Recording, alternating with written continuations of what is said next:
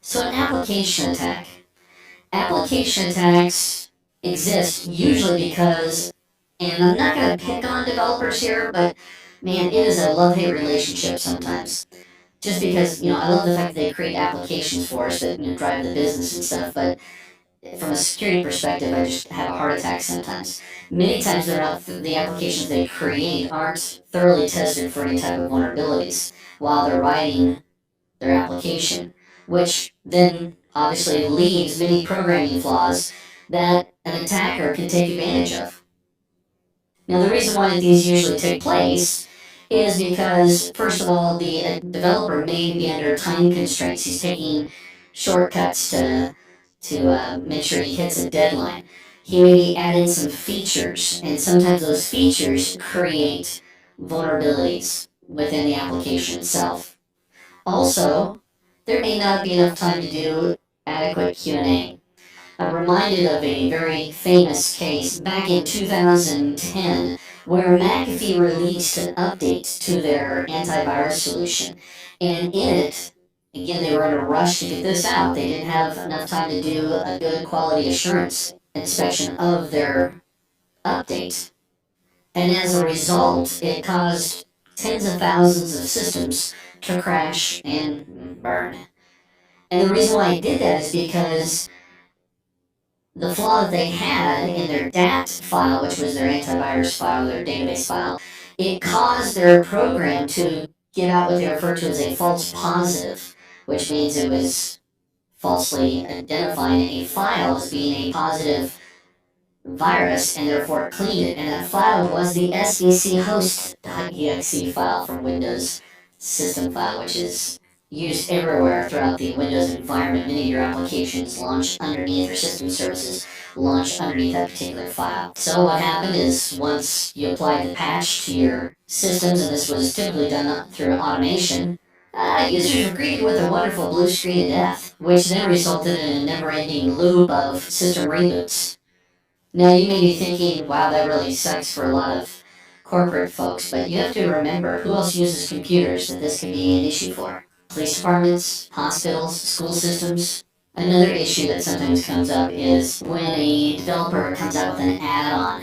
Typically, security is not really, he's not thinking about security when he comes out with the add-on. In fact, I was working for a software company where they came out with an add-on, forgot to clean up the code, and it creates some additional problems once they deploy it. Again, that typically comes back to the QA environment.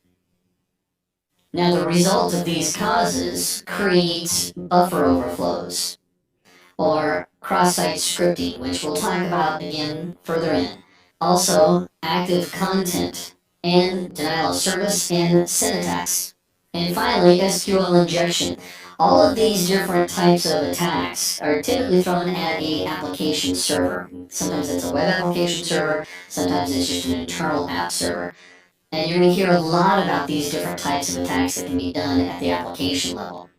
Other type of application attacks that can take place include session hijacking. If I can overload the system, you may be in the middle of a secure session between you and another machine. I'm going to interrupt that session, take it over, and kick you off or dump you off, and I'm going to continue on in your session as if I was you.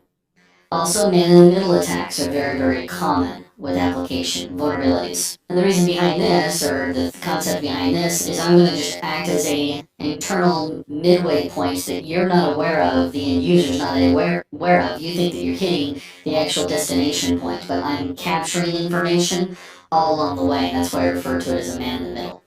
Also, directory transversal. Now, this is also known as the // attack. The goal of this particular attack is to order the application to access a computer file that is not intended to be accessible. And we're able to do that by basically backtracking, what we refer to as backtracking, or even directory climbing. A visual representation of this might be, let's say that I'm sure some of you guys have seen this before, you've gone to a website and you've clicked somewhere, or you've accidentally gotten into, it looks like a directory structure, but it's being displayed to you on a web interface.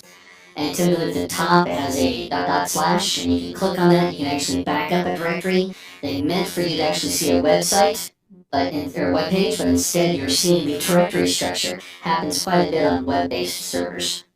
But technically what we do is we actually, since we're into the application, we throw at the application a command such as ../../../,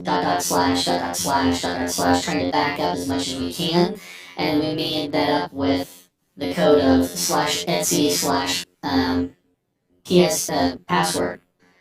Actually, it's passwd. What this does is allows the application or causes the application to transverse to the root directory and then actually get into the Unix password file located in the etc password directory. Now, this has been fixed by a lot of some of the newer Unix and Linux systems. The password file doesn't actually contain a hash password. They've actually moved them over to what they refer to as a shadow file, which can't be read by any user. So it's kind of a we use it all the time to show off the concept, but it's not always current in the wild. Well, it really does depend because, again, if somebody has a system that's a little bit older that they haven't fully patched, yeah, it still could work very well.